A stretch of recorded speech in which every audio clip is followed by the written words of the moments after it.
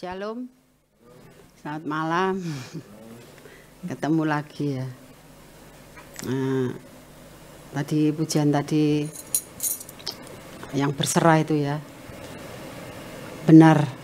Dalam pujian itu kita harus berserah, itu bukan hanya apa yang kita bisa ya. Kita bisa berserah, enggak.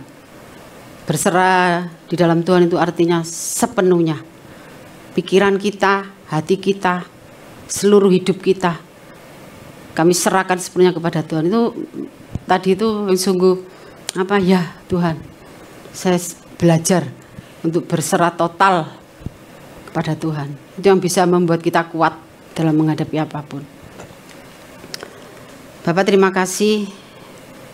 Saat ini kami mau mendengar firman-Mu. Mari Roh Kudus berfirmanlah. Setiap kami anak-anak-Mu siap mendengar, dan biar hanya Roh Kudus saja yang berbicara. Dan biarlah hamba-Mu ini Tuhan, Kau urapi setiap anak-anak-Mu Tuhan yang saat ini Tuhan mau mendengar firman-Mu. Dalam nama Yesus kami mengucap syukur, kami siap untuk diberkati firman-Mu Tuhan. Haleluya, amin.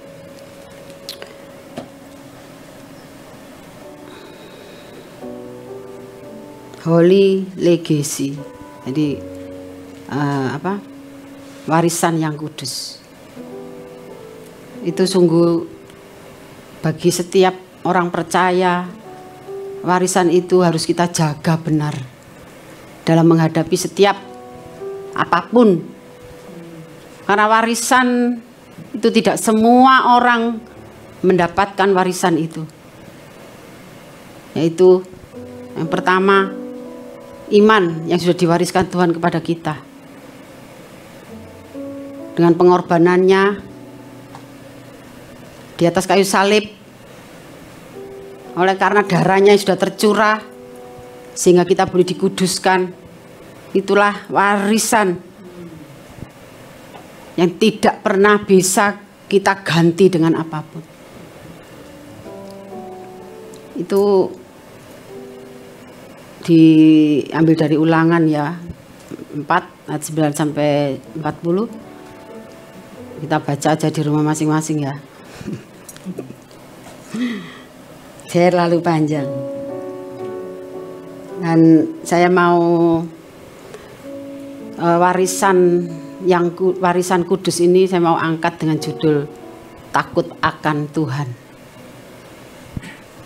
Takut akan Tuhan. Dalam Mazmur 111 ayat yang ke-10, permulaan hikmat adalah takut akan Tuhan. Semua orang yang melakukan berakal budi yang baik, puji-pujian kepadanya tetap untuk selamanya. Permulaan hikmat itu takut akan Tuhan. Itu yang diwariskan kepada setiap orang yang percaya. Mungkin kalau orang di luar Kristus, mereka takut. Tapi mereka takut sama Tuhan.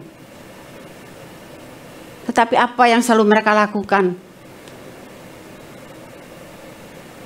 tidak mencerminkan bahwa mereka itu adalah takut akan Tuhan. Tetapi kita orang-orang percaya yang sudah diberikan warisan itu, warisan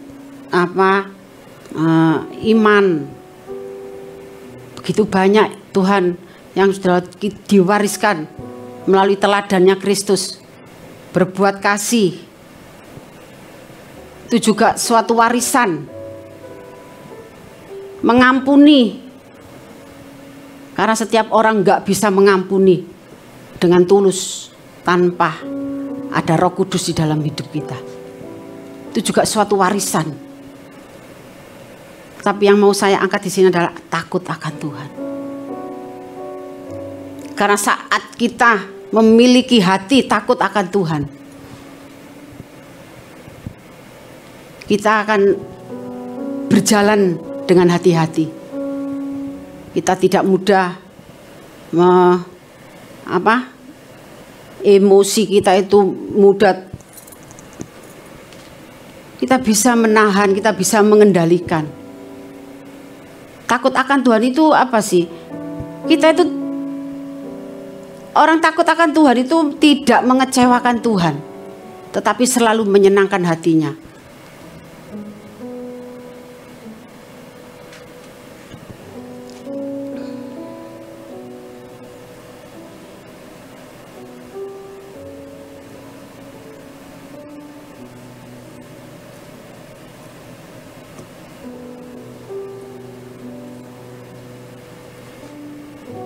Rasa takut yang benar, yang positif. Kita takut untuk melanggar peraturan-peraturan Tuhan. Kita takut untuk melakukan sesuatu hal yang menyakiti hati Tuhan. Kita selalu berusaha untuk berhati-hati. Jangan sampai apa yang kita lakukan ini seenak hati kita, memuaskan hawa nafsu kita.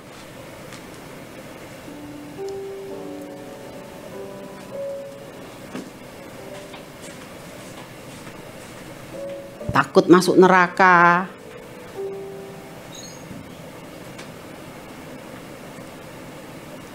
Tetapi Tuhan tidak pernah memberikan kepada kita roh ketakutan. Roh ketakutan tuh,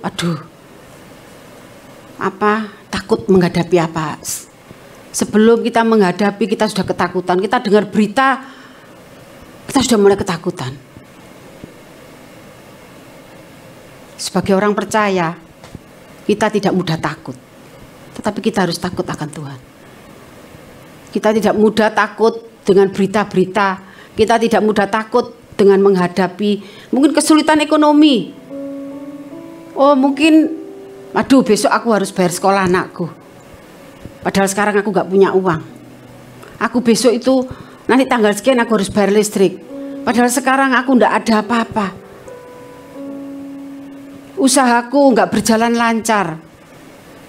Mungkin pekerjaanku cuman begitu-begitu aja, bahkan ada potongan gaji, sudah nggak diberi lagi uang makan, sudah berkurang. Takut. Itu kita harus lepaskan.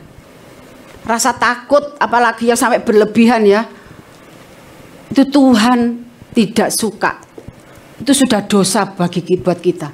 Karena apa? Kalau kita takut, kita menghadapi anak mungkin sakit, panas sudah 3 hari, kok nggak sembuh-sembuh, kita mulai ketakutan, kita mulai pikiran kita sudah kesana-sana. Tapi kita tidak melakukan apa yang difirmankan. Bahwa Tuhan sanggup menyembuhkan, kita lupa. Karena apa? Hati kita, pikiran kita sudah dipenuhi oleh rasa takut itu. Sehingga kita tidak lagi mendengar Roh Kudus itu berbicara. Itulah yang membuat Tuhan itu sedih. Karena kita sudah diberikan iman, kita diberikan kuasa, tetapi kita tidak mau melakukan. Kita cuma fokus karena kita melihat apa yang di depan.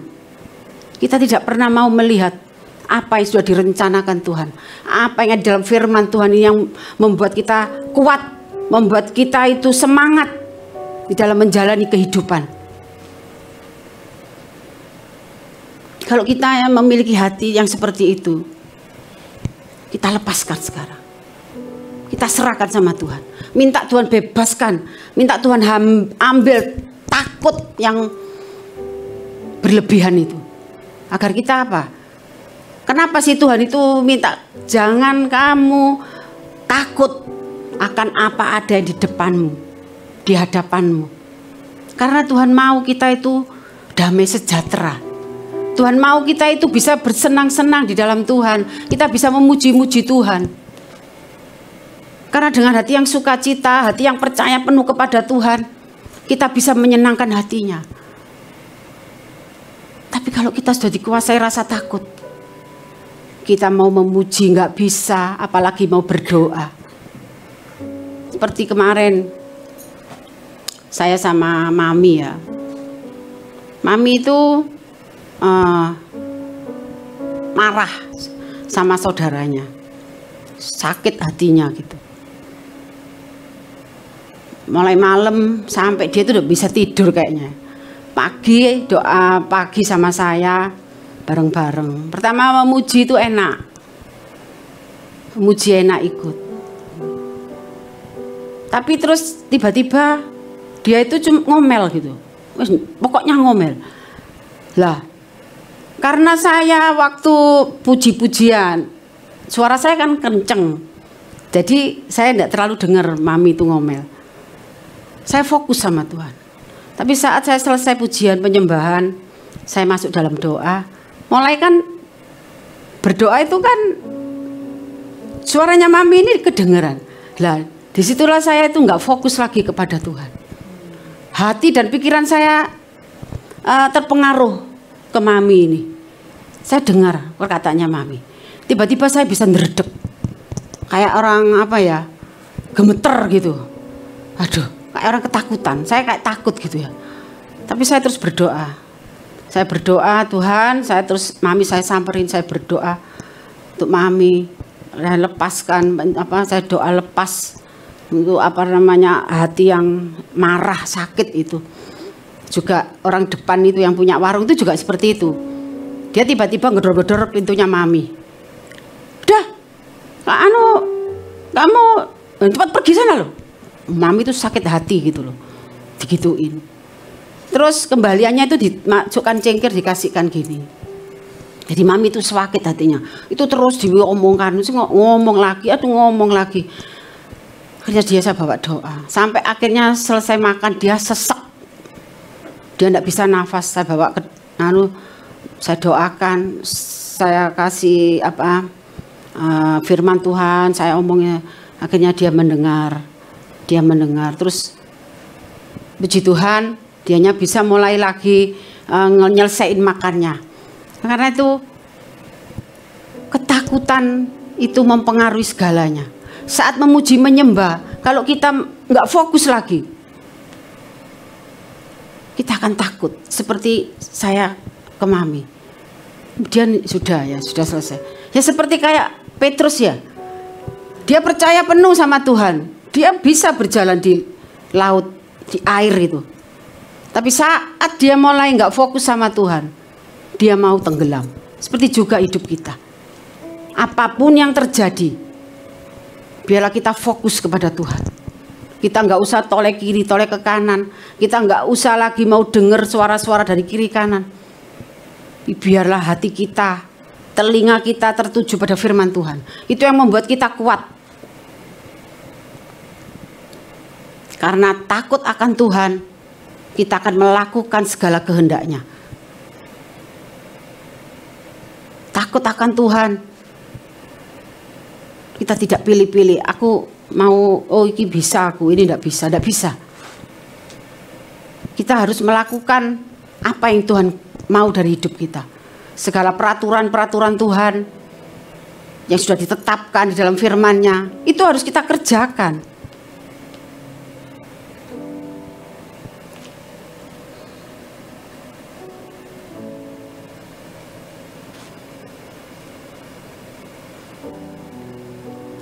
Rasa takut akan Tuhan itu membenci kejahatan.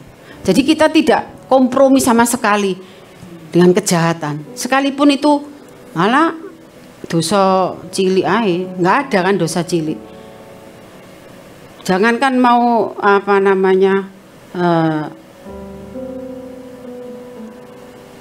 benci sama saudara, kita masih di dalam hati aja loh.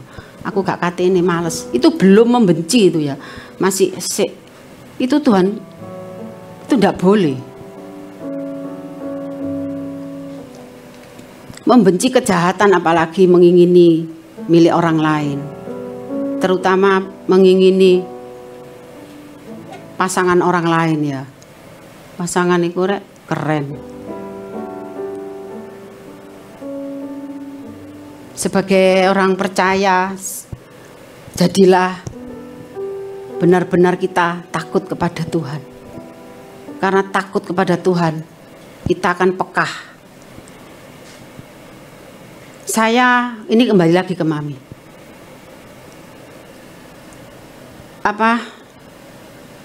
Saya memberikan diri untuk menemani mami. Tapi mami tuh orangnya kan kaku, keras, nggak bisa dikasih tahu. Diomongin pun pagi-pagi dia sudah mau keluar. Jadi terkadang sampai saya itu, ya Tuhan, apa yang harus aku buat untuk mami Tuhan? Aku nggak mau melayani mami kalau jadi batu sandungan buat mami, nggak jadi berkat buat mami. Akhirnya mami nanti sakit hati sama saya kan percuma gitu loh. Saya doa terus, saya doa Tuhan, saya minta hikmat Tuhan. Tuhan cuman di dalam hati saya Tuhan tuh ngomong minta maaf. Hah? Apa hubungannya ya minta maaf ya? Terus tapi saya merenung, kok aku harus minta maaf Tuhan. Terus ternyata dengan minta maaf dia nggak akan dia akan hatinya itu akan penuh dengan kasih. Dia ternyata mami itu rindu untuk diperhatikan, mami itu rindu untuk diperdulikan. Makanya saya belajar, saya merawat mami itu belajar untuk Tuhan tuh proses hidup saya. Sudah begitu banyak ya proses hidup saya, tetapi Tuhan proses saya dengan kesabaran saya. Saya orangnya kan tidak sabaran sama si kembar itu makan. Saya itu sudah teriak-teriak saya itu. Saya dilatih. Saya itu sudah sama mami itu jujur ya, sampai saya ini kesaksian di sini. Saya sama mami itu rasanya kudu tak tinggal. Tetapi tidak boleh sama Tuhan. Saya tetap harus di situ. Akhirnya saya, Tuhan, kalau memang aku harus tetap melayani mami, berikan aku hati untuk aku mengasihi dia, untuk aku mau mendengar apa yang dia omong. Terus apa yang Tuhan suruh itu saya suruh saya suruh minta maaf, saya lakukan.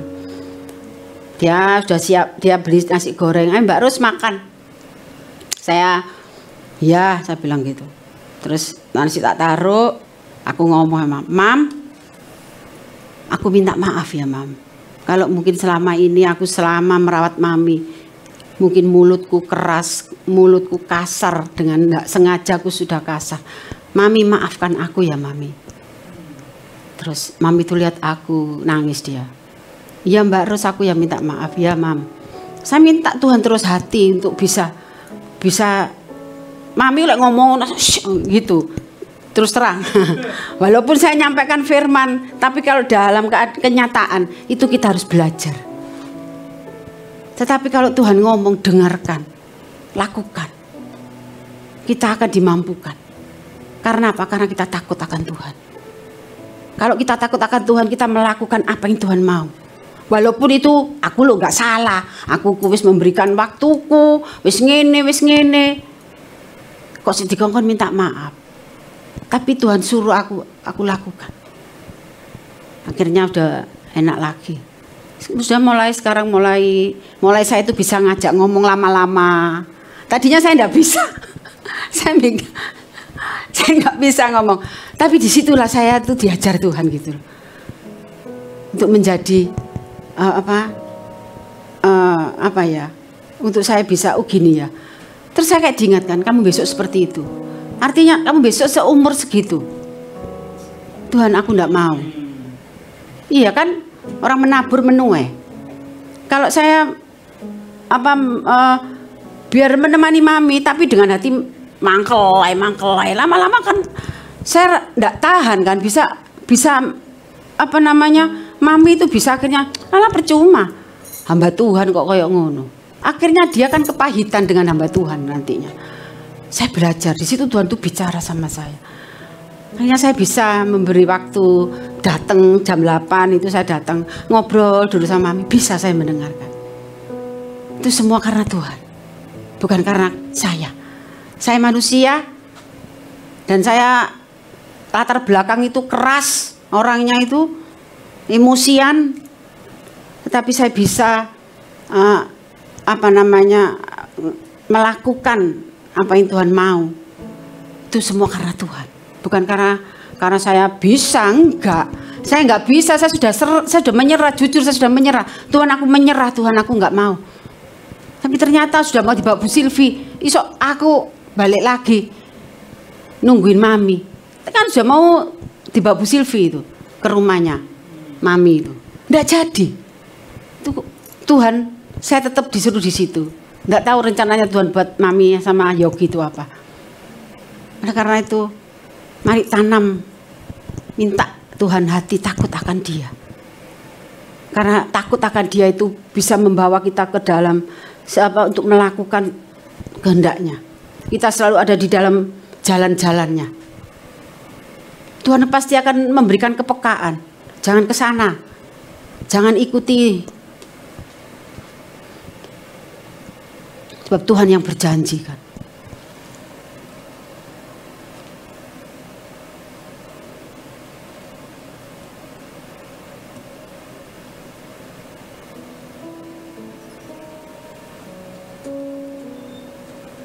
Setiap orang yang lahir dari Allah tidak berbuat dosa lagi. Sebab benih ilahi tetap ada di dalam dia dan ia tidak dapat berbuat dosa karena ia lahir dari Allah. Inilah tandanya anak-anak Allah dan anak-anak iblis. Setiap orang yang tidak berbuat kebenaran tidak berasal dari Allah. Setiap kita, walaupun kita percaya Tuhan, kita sudah diwarisi segala apa yang Tuhan punya, diberikan kepada kita. Tapi kalau kita tidak berbuat kebenaran,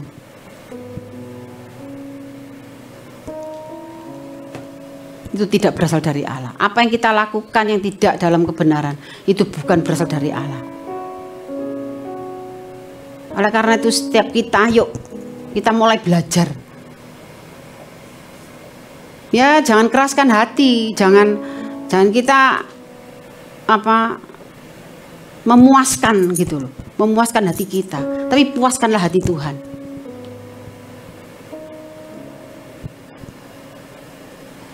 Tuhan memberikan warisan itu tidak kayak orang manusia memberikan warisan sama anak-anaknya ya. Warisan orang tua kepada anak-anaknya bisa habis.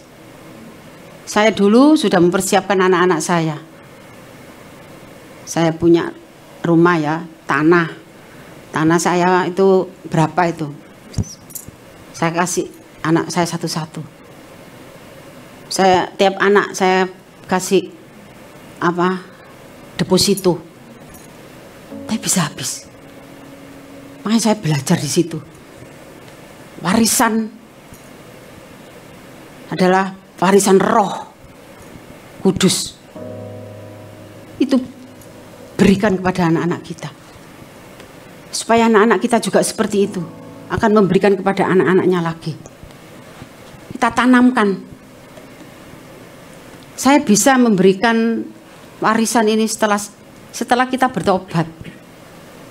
Tanpa pertobatan, kita nggak akan pernah bisa membagi warisan yang sudah diberikan kita itu. Kita nggak bisa karena kita belum punya hak untuk menerima warisan itu dari Tuhan tanpa ada pertobatan, tanpa ada lahir baru. Setelah kita bertobat, kita lahir baru, kita melakukan apa yang Tuhan kehendaki, kita hidup dalam kebenarannya, kita baru bisa mewariskan kepada anak-anak kita. Kalau hidup kita nggak benar, mana bisa? Kita cuma ngomong dalam firman Tuhan, mama dewe kayak ngono, pasti gitulah. Makanya Tuhan memberikan warisan itu. Tuhan Yesus memberikan contoh, memberikan teladan pada murid-muridnya waktu itu. Jadi dia nggak cuma ngomong tok, dia melakukan. Seperti halnya kita sebagai orang tua yang sudah terima warisan dari Tuhan itu, kita berikan kepada anak kita. Tapi kita dengan contoh, pagi kita berdoa.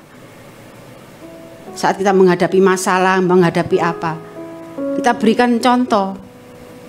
Anak-anak saya kalau sudah dewasa memang itu mereka punya pilihan sendiri ya, apa yang harus dia kerjakan. Tetapi kita sebagai orang tua, walaupun mereka sudah dewasa, kita tetap memberi nasihat. Kita sampaikan firman itu. Kita jangan wis gede wis gak. Enggak, kita tetap. Tapi kita nggak bisa maksa seperti masih kayak Selda, ayo ke gereja, sekolah minggu. Nggak bisa seperti itu kalau sudah anak sudah dewasa.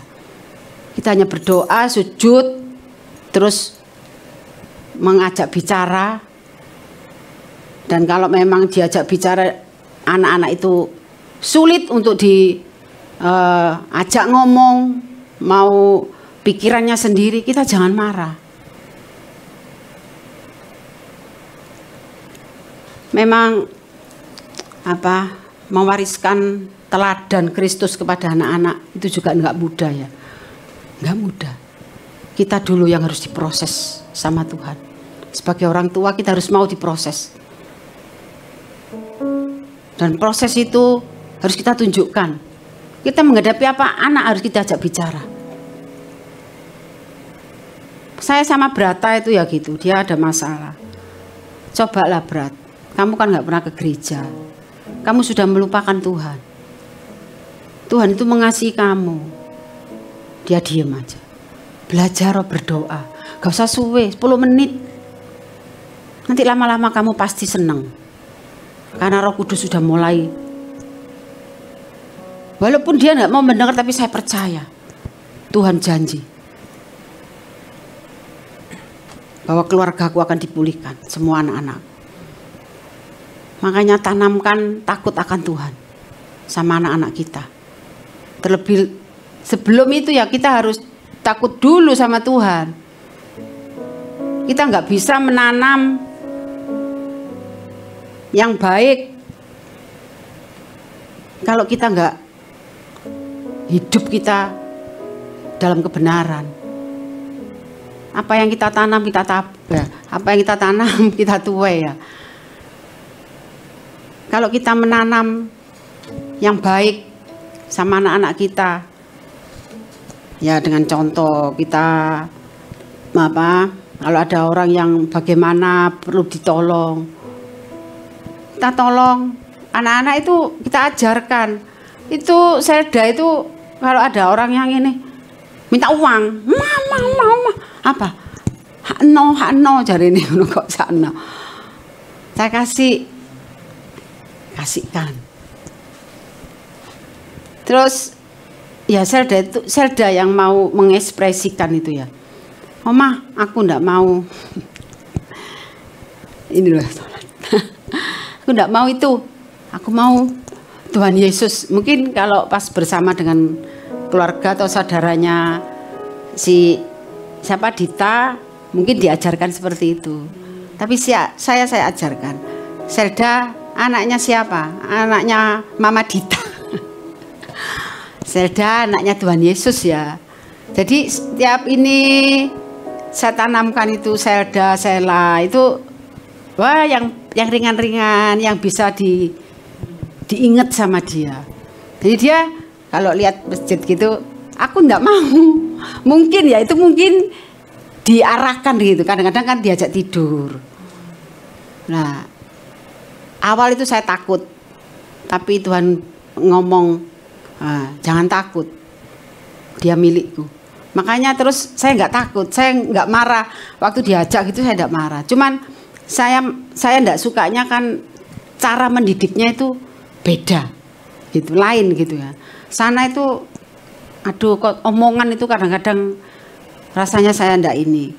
Nah itulah kita harus benar-benar bisa mengajarkan kepada anak-anak kita, menjadi contoh bagi saudara kita dalam menghadapi apapun.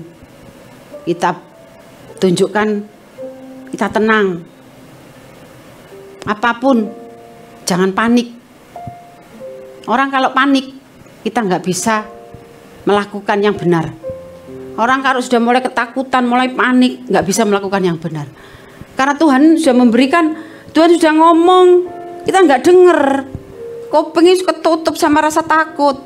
Pikiran ini sudah nggak bisa membuka lagi.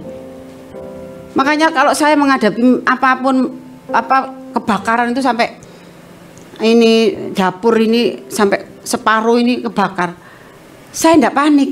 Saya cuma pertama memang tapi saya saat itu diam, Tuhan tolong aku.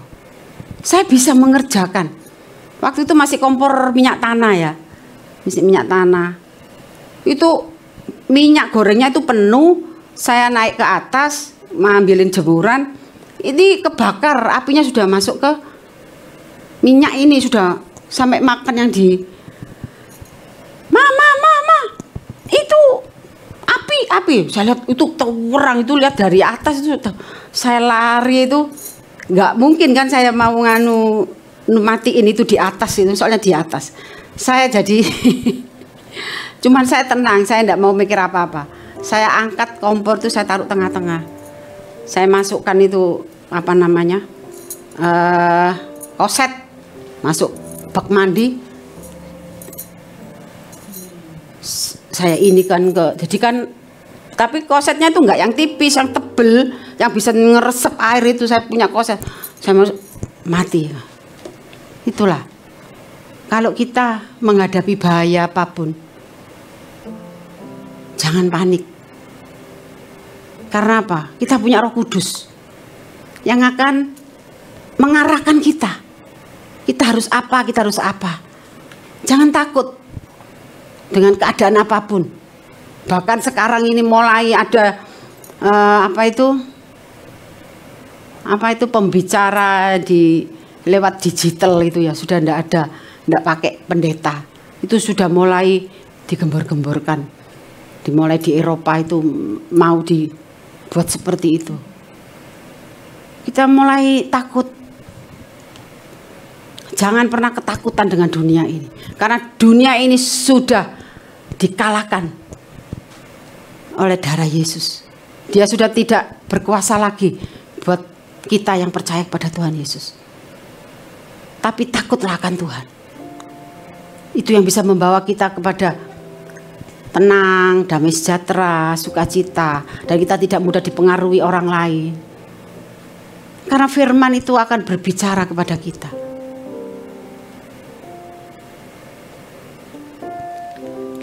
Tuhan nggak akan membiarkan setiap anak-anaknya yang benar-benar berserah kepada Tuhan, seperti lagunya yang dinyanyikan Bu Lucy tadi. Tuhan yang membela hidup kita, apapun keadaan kita. Mungkin kita kekurangan, mungkin kita, iya Bu, kau nggak tahu ngalami ini. Tapi puji Tuhan saya ngalami semua ya. Jadi makanya saya bisa ngomong, jangan takut dengan keadaan apapun sekarang ini. Tapi kita belajar takut akan Tuhan. Itu yang akan memberikan kita hikmat. Hikmat yang dari Tuhan sendiri. Itu tidak akan pernah bisa salah kalau hikmat yang dari Tuhan. Tapi kalau hikmatnya manusia, ujung-ujungnya kita kecewa. Mari kita terus belajar tentang firman Tuhan. Minta Tuhan apa?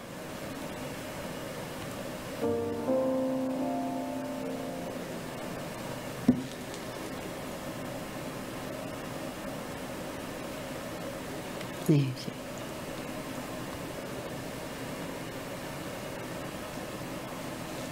Di dalam Roma 8 dikatakan ayat 17, dan jika kita adalah anak, maka kita juga adalah ahli waris.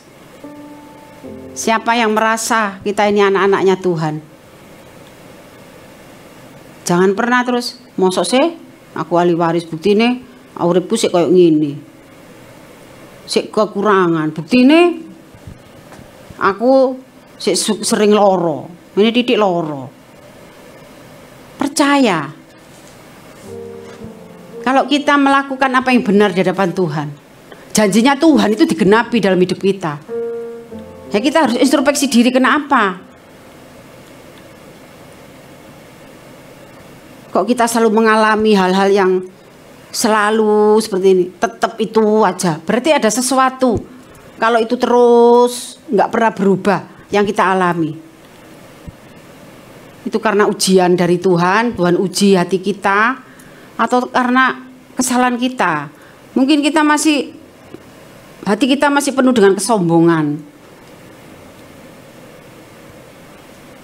Hati kita masih keras, suka iri sama keberhasilan orang. Itu bisa mempengaruhi apa yang sudah Tuhan rancangkan buat kita. Tapi biar setiap kita boleh memiliki hati yang selalu mengasihi Tuhan. Kita terus belajar. Kita nggak pernah berhenti belajar loh. Karena setiap kita sudah selesai dengan pergumulan ini, Tuhan izinkan pergumulan yang lain. Karena apa? Untuk membentuk kita sampai kita itu disempurnakan. Kalau kita sudah disempurnakan, kita nggak ada di bumi lagi. Sudah dibawa sama Tuhan, kamu sudah sempurna kok di hadapanku. Kamu sudah layak buat aku. Ayo. Tapi selama kita masih di bumi, kita terus disempurnakan sama Tuhan. Karena kita kadang-kadang sebagai manusia itu sudah, aku sudah melakukan firman Tuhan, tetapi kadang kita lupa. Kita sudah mengecewakan orang lain, kita nggak sadar kadang-kadang. Mungkin perkataan kita kadang-kadang aku ngomong gitu kayak biasa, ternyata dia tersinggung. Makanya kita itu terus disempurnakan. Kita belajar hati itu dilembutkan. Saya merasa saya ini butuh masih saya belum sabar. Sabar yang sepenuhnya itu belum bisa. Masih kadang itu masih sering emosi jiwa itu masih, tapi ya enggak yang terus gitu, enggak. Cuman sudah bisa ingat Tuhan ngomong langsung berhenti, enggak dilanjutkan. Itu orang-orang yang sudah dewasa. Mereka yang sudah benar-benar dewasa memiliki hati yang bijaksana dalam menyikapi setiap masalah. Kita tidak mudah terpengaruh dengan omongan orang lain. Mungkin ada orang yang ngajak ngomong gini-gini, kita nggak mudah menerima, terus akhirnya kita ikut mangkel sama orang yang diomongkan tadi. Padahal belum tentu omongannya dia tuh kayak yang dia omongkan orang itu. Makanya kita harus bijaksana. Kita dengarkan dia, ya sudah, kita dengarkan. Pasti suatu saat kita bawa aja doa sama Tuhan.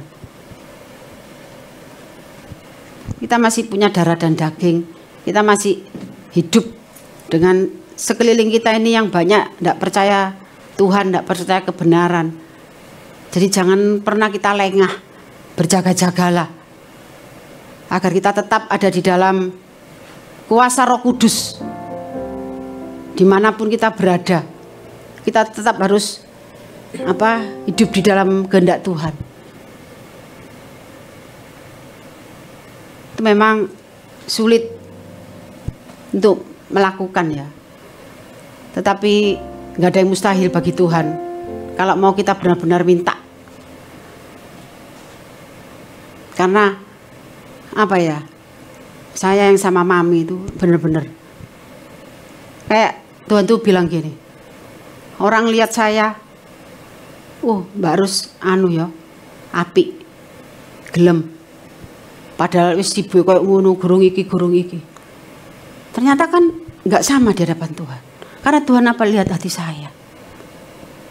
Mungkin saya merasa, mungkin waktu itu saya cuma menolong nggak sebegini lama ya. Sesaat waktu itu ya. Ternyata lama dan saya belum mengenal Mami sepenuhnya. Nah Tuhan itu saya ditaruh situ untuk saya melihat orang tua. Akhirnya saya punya kerinduan untuk jenguk orang tua yang daerah saya itu. Saya pengen jenguk ke sana. Saya pengen ngajak dia doa. Ternyata orang-orang yang sudah umur sekian itu senang kalau dikunjungi terus didoakan. Dia merasa senang, sukacita. Saya rindu ke sana, saya mau ke sana. Itu kalau kita mau ya, kalau kita mau diproses ya. Jangan pernah kita menolak apa yang sudah Tuhan hadapan kepada kita. Karena dengan itu kita akan ngerti, ternyata Tuhan itu mau seperti ini ke aku. Akhirnya kita lama-lama tahu apa yang menjadi isi hati Tuhan itu.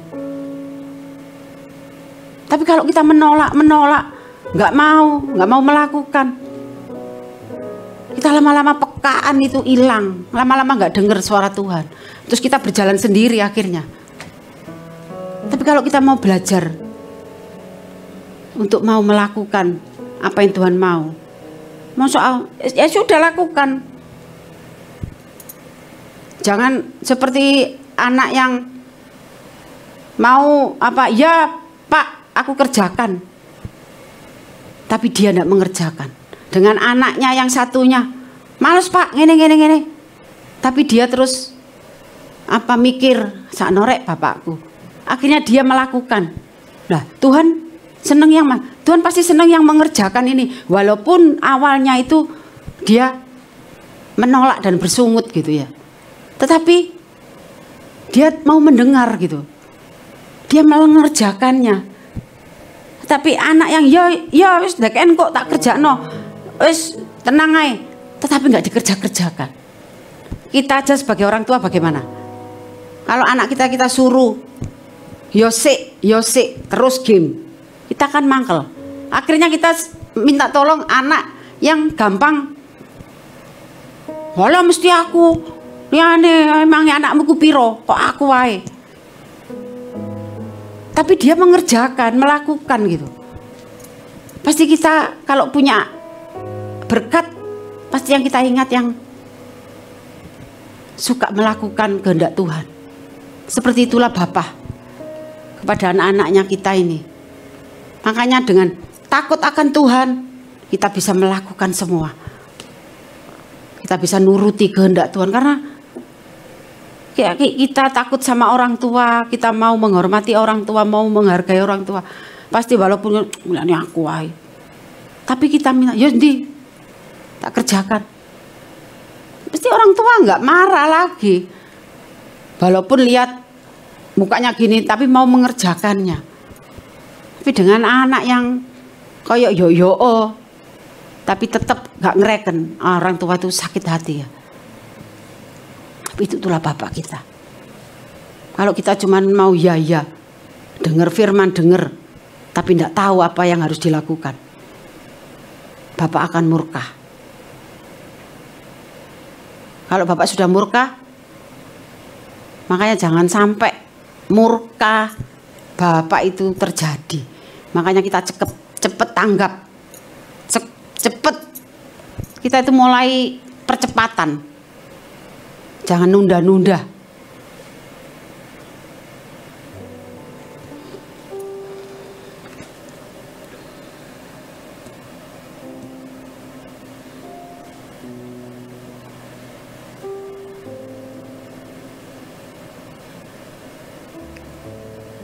Tetapi waspadalah dan berhati-hatilah, Ulangan 4. Supaya jangan engkau melupakan hal-hal yang dilihat oleh matamu sendiri itu. Di matamu itu nah ya wis ketinggalan. Dikasih kacamata sama Pester lali, soalnya dipinjem Maria, yo enak gitu. Harus dipinjem sama ada teman sama Kristen di warung. Apa Mbak? Saya lihat pinjem. Jadi akhirnya saya taruh di mana di kaca-kaca gitu, lupa udah bawa. Tetapi waspadalah dan berhati-hatilah supaya jangan engkau melupakan hal-hal yang dilihat oleh matamu sendiri, dan supaya jangan semuanya itu hilang dari ingatanmu seumur hidupmu. Beritahukanlah kepada anak-anakmu dan kepada cucu cicitmu semuanya itu. Apa yang sudah Tuhan berikan kepada kita,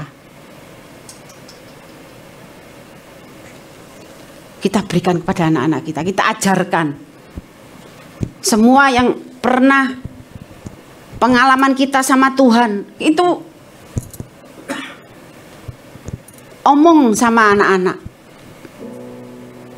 Saya selalu kalau saya sakit, saya cuma berdoa saya sembuh, saya ngomong sama anak-anak. Apapun, ayo kita ajarkan kepada anak cucu kita, supaya anak cucu kita juga mengenal kasih Bapa, supaya anak cucu kita itu juga menerima warisan itu. Dia tidak menyia-nyiakan hidupnya. Kalau kita jangan kita terus kita hidup bener sendiri, males anak-anak gak tahu ngereken. Jangan, justru anak yang gak ngereken itu kita harus tekun, kita harus terus sampai anak itu diubahkan Tuhan.